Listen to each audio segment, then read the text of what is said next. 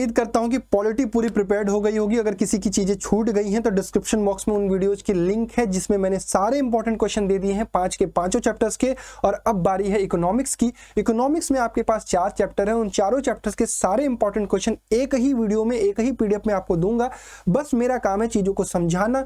आप इतना ध्यान रखिएगा कि इकोनॉमिक्स हो, पॉलिटी हो, ज्योग्राफी हो, हिस्ट्री हो, आपको ही आंसर्स लिखने हैं एग्जाम हॉल में। तो आपकी एग्जाम हॉल में राइटिंग प्रैक्टिस करने से पहले यहाँ पर राइटिंग प्रैक्टिस करनी जरूरी है। तो चलिए स्टार्ट करते हैं। पहला चैप्टर है डेवलपमेंट। बहुत ज्यादा टाइम आपका लूंगा नहीं, चीजों को बस फटाफट समझाऊंगा। व्हाट इज डेवलपमेंट पर सवाल आता है। Different people have different goals, इस पर बेस्ड घुमा के आपसे सवाल पूछा जा सकता है। नेशनल डेवलपमेंट किस तरीके से सवाल पूछा जाता है। How to compare different countries और स्टेट्स किस तरीके से कंपेरिजन करते हैं। इनकम और उसके अदर क्राइटेरिया क्या है। पब्लिक फैसिलिटीज कैसे होती है और सस्टेनेबिलिटी ऑफ डेवलपमेंट पर सवाल आपसे पूछा जा सकता है। ये सारे के सारे टॉपिक्स हैं जहां से सवाल बनते हैं। सवाल कैसा बनता है ये मैं आपको दिखाता हूं। पहला सवाल तो यही बन सकता है कि डेवलपमेंट क्या होता है भाई। Why do different people have different development goals, explain करिए। सबसे पहले आपको डेवलपमेंट की यहाँ डेफिनेशन लिखी हुई है, ये आपको डेफिनेशन लिखनी है और 4 चीजें बतानी है कि किस तरीके से अलग अलग लोगों के पास अलग अलग डेवलपमेंट के गोल हो सकते हैं। तो आपको आंसर रीडिंग करनी है, चीजों को पढ़ना है। मैं बहुत ज्यादा डीपली इसमें समझाने के लिए कुछ है नहीं, तो आगे बढ़ते हैं। दूसरा सवाल कैसा होता है। एवरेज इनकम पर पूछा जा सकता है। Average income is useful for the comparison but it may hide डिसएबिलिटीज, support the statement with the suitable answer. अब ये पिछले किसी टॉपर का आंसर कॉपी है। अब आप इस चीज को समझिए कि एवरेज इनकम को आपको पहले एक्सप्लेन करना पड़ेगा और ये समझाना पड़ेगा कि एवरेज इनकम से आप बहुत सारी चीजें हाइड हो जाती हैं कि भाई ओवरऑल डेवलपमेंट हम नहीं दिखा पाते। हम ये दिखा पाते कि पैसा कितना कमा पा रहा है, बट ये नहीं बता पाते हैं कि उसको खुशी कितनी है, उसकी हॉस्पिटलिटी कैसी है, उसका स्वास्थ्य कैसा है, उसका बॉडी कैसा है, उसका हेल्थ कैसा है। ये सारी चीजें हम डिफाइन नहीं कर पाते हैं एवरेज इनकम में। तो ये आपको इसमें एक्सप्लेन करना है और ये टॉपर की आंसर कॉपी है जिसको आपको देखना है। अच्छा, आपको ये पूरी पीडीएफ चाहिए मुझे पता है, तो पीडीएफ आपको कहां मिलेगी। टेलीग्राम पर, @rankers बोर्ड्स पर। तो जाकर इसके पूरी पीडीएफ आप डाउनलोड कर लीजिएगा और यही पीडीएफ आपको काम देगी जिसमें से ही आपको क्वेश्चन देखने को मिलेंगे। चलिए, तीसरा सवाल आपसे क्या पूछा जा सकता है। How is the criteria used by UNDP different from the world bank for measuring the development of a country. अब आपको यहाँ पे कंपैरिजन करना है कि यूएनडीपी किस तरीके से इस चीज को मेजर करता है और वर्ल्ड बैंक किस तरीके से इसको मेजर करता है। ये इसका कंप्लीट आंसर है, उसको आपको ध्यान से पढ़ना है और चीजों को समझना है। तो ये टॉपिक किस तरीके से इंपॉर्टेंट है। चौथा, suggest any 3 ways to maintain body mass index. Body mass index पर आपसे सवाल अगर पूछा जाएगा तो कुछ इस तरीके का पूछा जाएगा और ये इसका कंप्लीट आंसर है जिसको आपको समझ के आगे बढ़ना है। पांचवा सवाल, suggest any 3 ways to improve health and nutritional status of people in India. तो ये ऐसे सवाल हैं जो कि आप सोच के भी लिख सकते हैं, बट आप एक अच्छे आंसर्स को पढ़े रहेंगे। पीडीएफ सिस्टम हम किस तरीके से अडॉप्ट करते हैं, उस तरीके को कैसे यूज करते हैं। तो आपको हेल्थ और nutritional status of people of India पर कोई सवाल आएगा तो कुछ इस तरीके से आंसर्स आपको लिखने हैं। छठा सवाल, डिस्क्राइब एनी 5 कंडीशंस और aspect that you would consider before accepting A job. एक जॉब लेने से पहले आपको क्या क्या कंडीशंस आपको चेक करनी है। जॉब से रिलेटेड अगर सवाल आता है तो वो आपको याद ध्यान रखना है। इसके टॉपिक्स याद रखेंगे कि भाई हमारी फैसिलिटीज फॉर द फैमिलीज क्या मिलती हैं, जॉब सिक्योरिटी कैसी है। उसके बाद तीसरा है अपॉर्चुनिटी टू लर्न, वहाँ सीखने को क्या मिलता है। वर्किंग एटमॉस्फेयर कैसा है। उसके बाद टाइम फॉर योर फैमिली क्या आपको मिल पाती है कि नहीं। तो एक जॉब एक्सेप्ट करने से पहले ये सारी चीजें आपको एनालाइज करनी होती हैं। सातवां सवाल इस चैप्टर से क्या बन सकता है कि how is the issue of sustainability important for the development. और ये सवाल आपका पूछा गया था 2024 में। सस्टेनेबिलिटी वाले सवाल पर जो पूछा जा सकता है सवाल कुछ इस तरीके से पूछा जा सकता है। डेवलपमेंट चैप्टर आपका जो पहला चैप्टर था ज्योग्राफी में, वहां पर भी सस्टेनेबिलिटी की बात हुई थी, तो मिक्स क्वेश्चन आपको समझ में आएगा। तो ये है इसका आंसर। तो पहला चैप्टर के जो सवाल 7 बनने वाले हैं, जिस टाइप्स के बनने वाले हैं वो मैंने आपको दिखा दिए हैं। अब बढ़ते हैं दूसरे चैप्टर पर, sector of Indian economy. Sector of Indian economy में सवाल कहां से बनेगा। टाइप्स ऑफ सेक्टर पर आपसे सवाल पूछा जा सकता है, जीडीपी पर सवाल पूछा जा सकता है, कंपैरिजन इनके बीच में पूछा जा सकता है। टर्सरी सेक्टर पर बहुत ज्यादा सवाल बनता है, तो इंपॉर्टेंस ऑफ टर्सरी सेक्टर ये इंपॉर्टेंट है। कैसे हम एम्प्लॉयमेंट क्रिएट कर सकते हैं, कैसे हम जो आपका एम्प्लॉयमेंट जनरेशन कर सकते हैं रूरल एरियाज में, ये इस पर सवाल बनता है।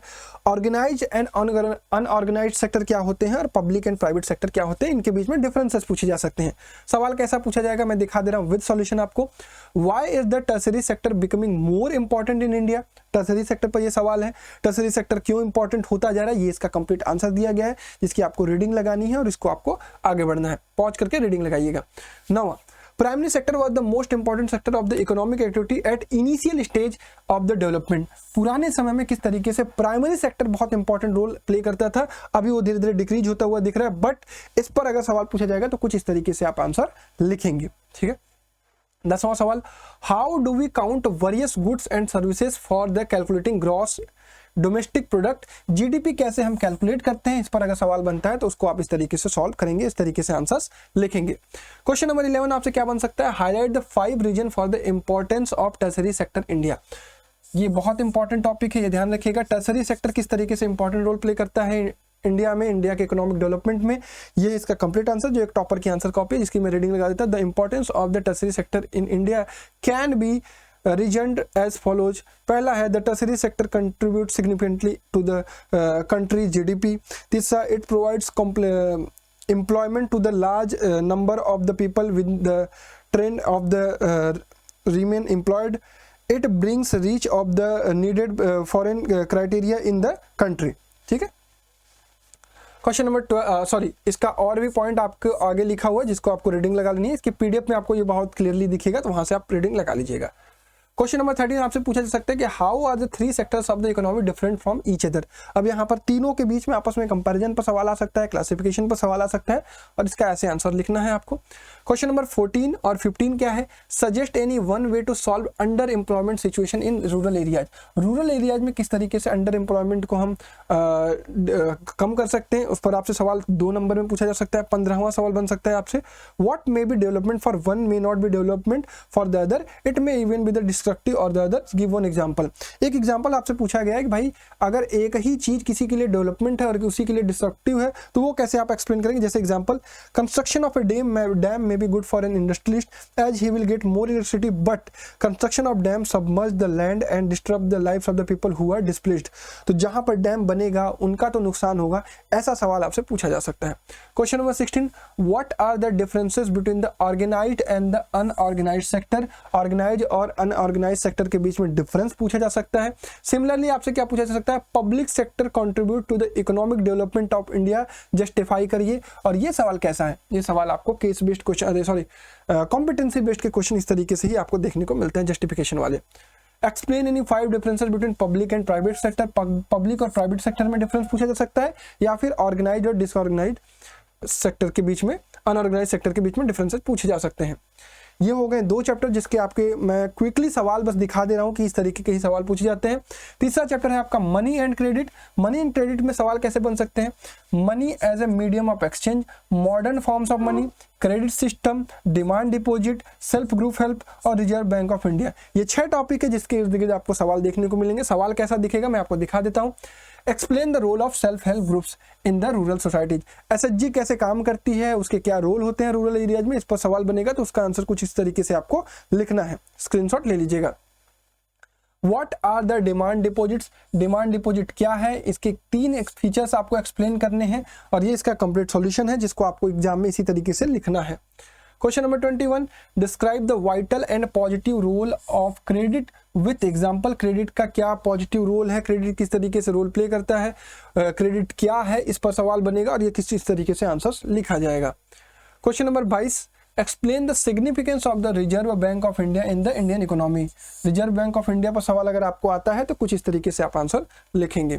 Question number 23, explain the 3 important terms of credit. Credit के 3 इंपॉर्टेंट टर्म्स पर आपसे सवाल पूछे जा सकते हैं और ये इसका कंप्लीट आंसर है जिसको आपको याद कर लेना है और समझ लेना है। 24 एक कॉम्पिटेंसी बेस्ड क्वेश्चन है कि bank plays an important role in the economic development of the country, support the statement with example. Bank किस तरीके से एक इंपॉर्टेंट रोल प्ले करता है economic development of the country, इसको आपको बताना है कि किस तरीके से बैंक कैपिटल फॉर्मेशन करता है, किस तरीके से चीजों को मोबिलाइज करता है, किस तरीके से क्रेडिट क्रिएशन करता है, ये आपको आंसर्स में इंक्लूड करना है। क्वेश्चन नंबर 25 आपसे पूछा जा सकता है कि why is modern currency accepted as a medium of exchange without any use of its own, find out the reason. Reason बताना है आपको किस तरीके से मॉडर्न करेंसी को एक्सेप्ट किया गया है as a medium of exchange. उस नोट की खुद की कोई वैल्यू नहीं है फिर भी उसको एक्सेप्ट किया गया है, इस पर आपको आंसर इस तरीके से लिखा जाएगा। Question number 26, credit sometimes pushes the borrower into a situation from which recovery is very painful. बहुत बढ़िया बात सवाल है ये, इस पर सवाल आपसे ये पूछा जा सकता है कि किस तरीके से क्रेडिट कभी कभी उधार लेने वालों को बहुत दिक्कत कर देता है। उनकी रिकवरी करना बहुत मुश्किल हो जाता है, इस पर सवाल बनेगा, कुछ ऐसे आंसर लिखेंगे लोन वगैरह पे। फॉर्मल सेक्टर क्रेडिट और इनफॉर्मल सेक्टर क्रेडिट के बीच में अगर डिफरेंस पूछा जाता है तो कुछ इस तरीके से आपको डिफरेंस बताना है, ये आप स्क्रीनशॉट ले लीजिएगा, पीडीएफ वहां पे आपको मिल जाएगी। 3 मेरिट और डिमेरिट आपको बताने हैं फॉर्मल सेक्टर के, या इनफॉर्मल सेक्टर पे भी पूछी जा सकती हैं चीजें। फिर उसके बाद आपका आखिरी चैप्टर है ग्लोबलाइजेशन। ग्लोबलाइजेशन में G20 वाला टॉपिक आपसे नहीं पूछा जाएगा, सिर्फ ग्लोबलाइजेशन पर पूछा जाएगा। ग्लोबलाइजेशन क्या है, गवर्नमेंट का क्या रोल है इसमें, एमएनसीज कैसी हैं, कंपनीज के बारे में, और फैक्टर्स दैट इनेबल्ड ग्लोबलाइजेशन पर सवाल आपसे पूछा जाएगा। How can the government of India play a major role to make a globalisation more fair, ठीक है, एक्सप्लेन विद एग्जांपल, ये इसका कंप्लीट आंसर है। उसके बाद question number 30, explain any 3 ways in which the multinational companies have spread their productions. MNCs company पर अगर आपसे सवाल पूछा जाता है मल्टीनेशनल कंपनी पर, तो वो कुछ ऐसा पूछा जाएगा। उसके बाद question number 31, how has the globalisation affected the lives of Indian, किस तरीके से ग्लोबलाइजेशन ने इंडियंस की लाइफ को अफेक्ट किया है, ये आपको एग्जांपल के साथ एक्सप्लेन करना है, और इसका कंप्लीट सॉल्यूशन है। Describe the role of technology in promoting the globalisation process, globalisation process किस तरीके से टेक्नोलॉजी किस तरीके से चीज को प्रमोट करता है, इस पर अगर क्वेश्चन बनता है तो कुछ इस तरीके से आपको सॉल्यूशन लिखना है। फिर उसके बाद 5 इफेक्ट ऑफ ग्लोबलाइजेशन पर आपसे सवाल पूछा जा सकता है, और ये इसका कंप्लीट 5 इफेक्ट है। उसके बाद लास्ट क्वेश्चन है technology is the vital role force in the modern form of globalisation. Competency based question है, कुछ इसी टाइप का, जो ये वाला सवाल है इसी को घुमाकर कॉम्पिटेंसी बेस्ड में पूछा जाएगा, तो कुछ ऐसे आंसर्स आपको लिखने होंगे। तो ये 34 क्वेश्चंस थे। मैंने चीज़ों को एक्सप्लेन नहीं किया, बट अब मैंने आपको एक आइडिया दिया है कि इसी टाइप के क्वेश्चंस आपसे पूछे जाएंगे। आप सभी लोगों को पता है कि मैं आप सभी लोगों को मैथमेटिक्स पढ़ाता हूं, तो मैथमेटिक्स में आपको प्रॉपरली पढ़ाने वाला हूं। यहाँ पर बस मैं आपको ये दिखाना चाहता हूं कि सवाल किस तरीके के पूछे जाते हैं।